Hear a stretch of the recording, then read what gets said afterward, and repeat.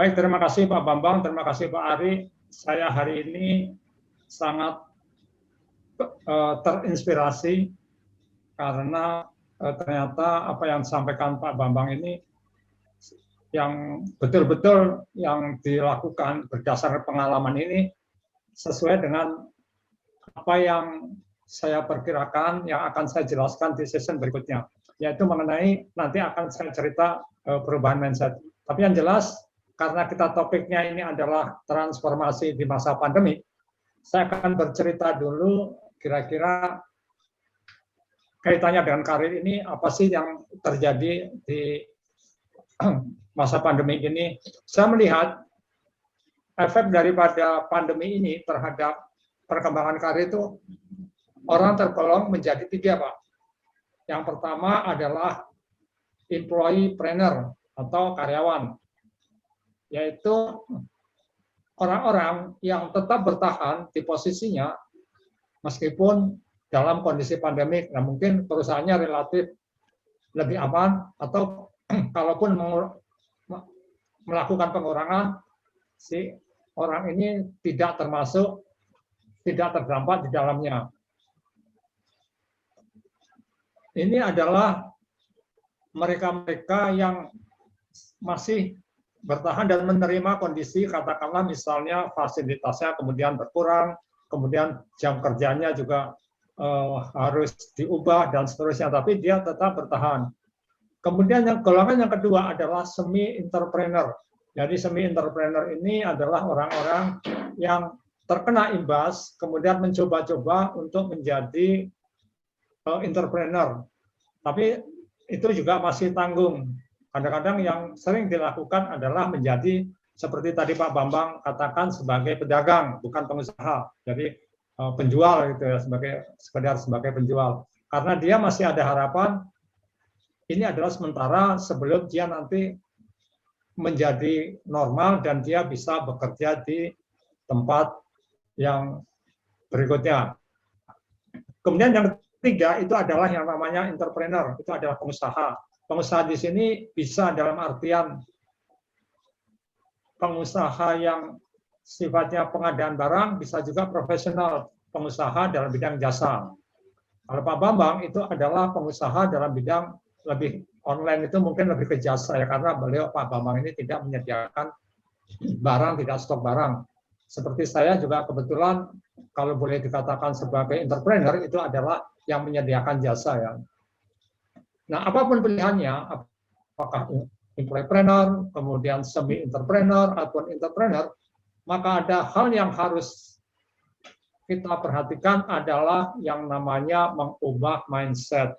Tadi Pak Bambang sudah cerita, kondisi pandemi membuat Pak Bambang yang tadinya nggak tahu sama sekali atau nggak minat sama sekali yang namanya dengan online, bahkan belanja online pun membuat Pak Bambang kagok karena pernah ditipu. Tapi kemudian kondisi pandemi di mana dia harus survive, kemudian harus bertanggung jawab terhadap keluarganya, kemudian dia mencari solusi, dan ternyata ketemu dengan online, karena online ini ternyata walaupun online, tetapi ini sebenarnya sesuatu yang real, Pak Bambang. Tapi cerita ini satu yang real, barangnya ada. Kemudian satu lagi adalah dia bisa menolong banyak orang.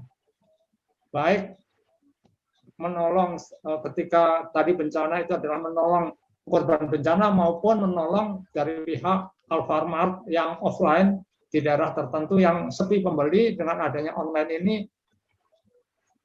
Alfamart di Kalimantan tiba-tiba dapat orderan dari Jakarta untuk dikirimkan ke daerah setempat. Nah, itu kan juga menolong, dan itu sesuatu yang Pak Bambang menjadi nyaman. Dan ini adalah memang untuk melakukan itu, mau nggak mau Pak Bambang kan harus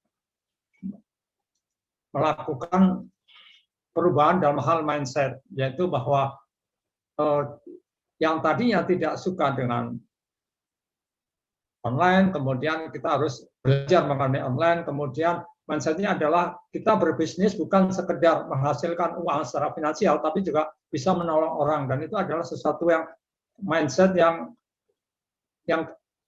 hanya ada ketika kita memang menjadi pengusaha yang mandiri, bukan sebagai karyawan. Kalau karyawan barangkali adalah kita sekedar membantu perusahaan atau bertanggung jawab terhadap atasan. Nah, bagaimana kita bisa mengubah mindset ini? Tentu hubungannya adalah yang namanya dengan pengenalan diri. Untuk bisa menemukan yang cocok, kita harus mengenali diri kita dulu. Saya ini seperti apa sih, passion saya itu apa, tujuan hidup saya apa. Saya ingin bisnis yang bukan sekedar menghasilkan uang, tapi juga bermanfaat bagi orang lain, bagi khalayak, bisa membantu orang, maka ketemulah Alpha Mind. Itulah yang dilakukan Pak Bambang yang tadi cerita ya. Kemudian mengubah mindset ini sebagai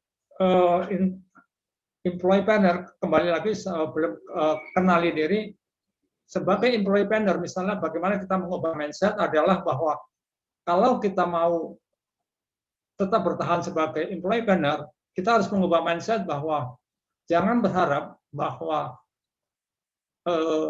kita akan tetap aman di tempat yang sama, sekalipun saat ini aman. Kemudian mungkin kita punya mindset sebagai karyawan adalah badai pasti berlalu. Ya memang bagus, badai pasti berlalu. Pertanyaannya adalah ketika badai berlalu, apakah kompetensi saya masih memadai? Apakah skill saya masih dibutuhkan? Nah itu kita harus ubah mindset itu bahwa yang kondisi sekarang sebagai employee planner atau karyawan itu tidak menjamin saya aman, kecuali kalau saya melakukan perubahan. Kemudian katakanlah sebagai semi-entrepreneur, mindset kita juga harus berubah. Jangan sekedar kita katakanlah karena masa pandemi dan kita punya banyak relasi, kemudian kita bisa dengan mudahnya menjual sesuatu. Artinya mengandalkan pada produk sama jaringan kita bisa menjual sesuatu. Enggak. Untuk bisa melakukan sesuatu dengan baik, maka kita harus mindset kita bahwa yang jualan itu adalah bukan sekedar barang, bukan sekedar punya relasi yang banyak, tapi adalah kita harus pemilihan produk itu harus sesuai saya adalah dengan jati diri kita di mata orang. Artinya di mata orang seperti apa? Itu nanti Bu Dewi landing. Jadi di mata orang saya ini seperti apa? Misalnya ketika orang karena pandemi terus dia tiba-tiba jualan sesuatu. Nah, ketika saya punya sedikit gambaran, saya melihat ada teman yang dulu ketika belum masa pandemi, dia itu sering posting masalah kuliner, dia sering cerita mengenai makanan tertentu, dan ketika kemudian terjadi pandemi, kemudian dia menjual barang, maka kita saya menganggap bahwa memang itu relevan dengan jati diri dia, memang itu relevan. Halo? Memang itu relevan dengan branding dia, personal branding dia. Sehingga ketika saya membeli, itu saya merasa saya itu membeli karena memang percaya bahwa dia itu kompeten di bidangnya. Beda kalau misalnya orang yang tidak pernah memiliki branding tertentu, tiba-tiba dia jualan. Maka ketika kita membeli, itu lebih kepada kita merasa iba, merasa kasihan. Jadi artinya ketika perilaku kita membeli itu karena ingin menolong, maka yang terjadi adalah tidak akan terjadi repeat order. Ya, memberi sekali aja, itu menolong. Jadi pertimbangannya adalah rasa iba, rasa itu. Nah itu karena itu mindset harus kita ubah bahwa kalaupun kita terjun ke dalam bidang semi entrepreneur atau ber-entrepreneur, maka pilihlah produk yang itu menggambarkan jati diri kita di mata orang lain. Kemudian kembali ke yang tadi adalah pengenalan diri. Kemudian setelah pengenalan diri, itu kita mulai kemudian melakukan upgrade atau belajar kompetensi yang baru, sesuatu yang new kompetensi. Nah, ini ada dua macam. Yang new kompetensi ini ada yang namanya reskilling, ada yang namanya upskilling. Yang upskilling ini adalah kita memperdalam kompetensi kita terhadap sesuatu. Misalnya hari ini kita belajar Zoom. Nah, kalau kita upskilling, maka kita belajar lagi fitur-fitur apa yang ada di dalam Zoom itu. Misalnya bagaimana mengkaitkan antara Zoom dengan YouTube, bagaimana mengkaitkan Zoom dengan Facebook atau dengan Instagram. Nah, itu adalah namanya upskilling. Jadi kita belajar sesuatu yang kompetensi yang sama tapi lebih mendalam. Nah, reskilling yang kedua adalah kita belajar sesuatu yang di luar daripada apa yang sudah kita pelajari. Misalnya untuk yang video conference ini kita bukan lagi belajar dengan Zoom, tapi kita belajar juga misalnya dengan bagaimana menggunakan Gmeet, menggunakan Webex, menggunakan bahkan Skype kalau masih ada, atau Skype itu masih ada. Artinya adalah kita belajar sesuatu yang baru. Pak Bambang ini tadi menarik sekali, contohnya adalah belajar sesuatu yang baru online, yang selama ini dia tidak pernah, juga sebelumnya tidak pernah pelajari. Nah, tadi tinggal dilakukan upscaling lebih dalam lagi mengenai bidang itu. Kemudian setelah itu saya melihat adalah mengenai kompetensi yang dibutuhkan. Ini saya mengutip dari www.value.com. Apa sih yang dibutuhkan supaya kita bisa survive, bisa lebih bagus lagi di masa pandemi ini? Ini adalah ada yang namanya adaptability. Adaptability ini adalah bagaimana kita bisa menyesuaikan dengan perkembangan yang ada saat ini. Jadi saya ambil contoh bahwa sebenarnya ada atau tidak ada pandemi, sebenarnya kita itu dituntut untuk selalu berubah, untuk selalu beradaptasi.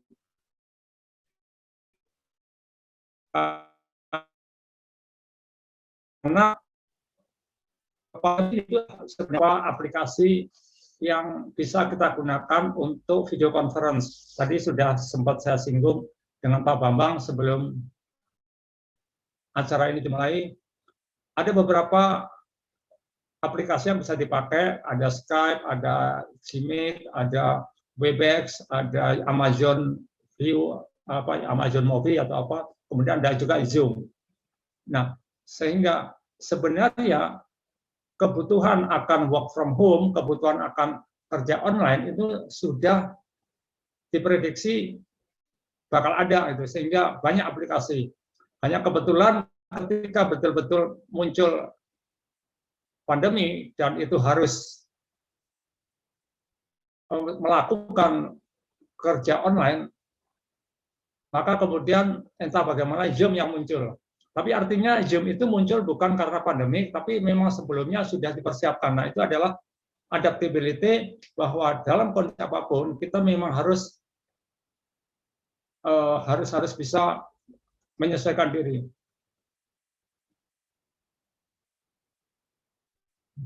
Kemudian yang berikutnya ini adalah ada yang namanya emotional intelligence atau kecerdasan emosi. Kita tahu bahwa ada banyak kecerdasan, ya, bahwa IQ pintar di matematika itu penting, pintar di pengetahuan itu juga penting juga. Tetapi yang namanya bisnis itu kita berhubungan dengan orang. Jadi lebih banyak untuk ini adalah emotional intelligence, itu adalah sesuatu yang kita butuhkan. Karena bagaimana kita bisa mengelola perasaan, kemudian bagaimana kita berhubungan dengan customer yang baik, itu merupakan kecerdasan yang bukan didasarkan atas perhitungan matematis. Itu adalah bagaimana kita bisa menggunakan emosi kita untuk berkomunikasi dengan baik. Nah, itu adalah emotional intelligence, hal yang diperlukan ketika kita menghadapi pandemi ini supaya kita bisa lebih survive lebih tinggi. Kemudian yang berikutnya, menurut value.com ini adalah cyber security. Nah, saat ini dengan adanya kecanggihan ini, maka kejahatan di bidang cyber ini di dunia online ini juga semakin canggih. Nah, orang tinggal di rumah, semakin banyak waktu peluang, semakin banyak kesempatan untuk dia itu belajar hal-hal yang kadang-kadang security cyber itu menjadi hal yang tidak menyenangkan bagi beberapa pengusaha. Nah, saya ada sedikit pengalaman nih. Saya mendirikan website itu 3 tahun yang lalu, yaitu beberapa waktu yang lalu, ceritanya saya dihubungi oleh seseorang, dia menyatakan bahwa aplikasi saya itu rawan untuk dimasukin hacker karena dia menemukan celah untuk bisa masuk ke situ. Ya, tentu saja ini sesuatu yang mengagetkan saya dan saya khawatirkan juga. Akhirnya saya katakan kepada yang bersangkutan bahwa saat ini kita memang sedang merencanakan untuk mengembangkan lebih lanjut mengenai aplikasi ini. Tapi keterbatasan dana membuat saya ini saat ini belum bisa meningkatkan tingkat security daripada website saya. Mohon kerjasamanya, saya bilang, untuk tidak istilahnya mengganggu website saya supaya ini tetap berjalan. Tetapi nanti ketika saya sudah ada budget, saya sudah siap, saya akan menghubungi yang bersangkutan untuk kita kerjasama. Nanti saya katakan begitu karena takut dia nanti ngotak-ngatik website saya sehingga website saya minggu lalu apa yang saya khawatirkan itu terjadi. Jadi saya tidak di situ ada tertera bahwa email saya nggak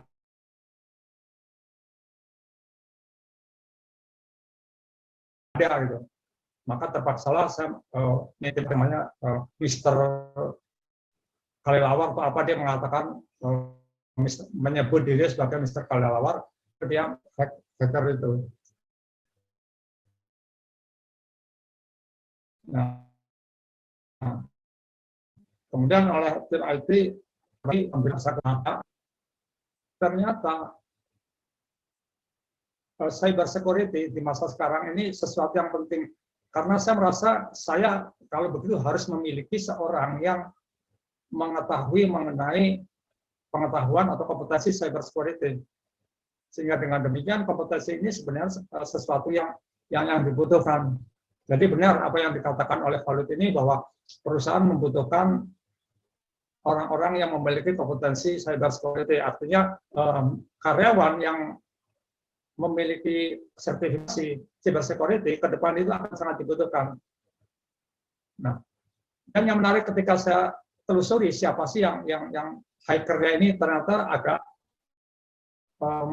mengejutkan sekaligus juga karena ternyata saya lihat identitas dia itu, si hacker ini hanya SMK, umurnya sekitar 20-21 tahun, pendidikan SMK, tapi dia punya sertifikat untuk cyber security ini.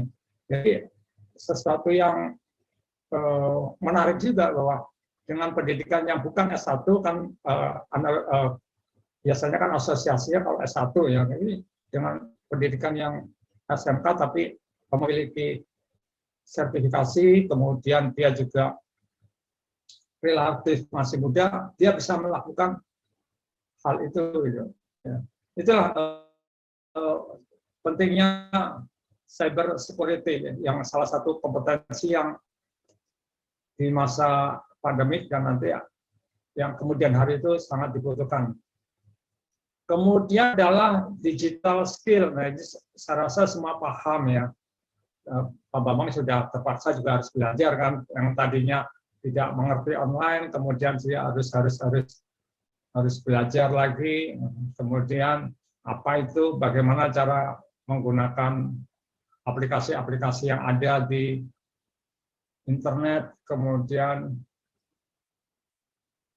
termasuk bekerja secara online ini adalah keterampilan digital marketing, kemudian melakukan membuat desain, kemudian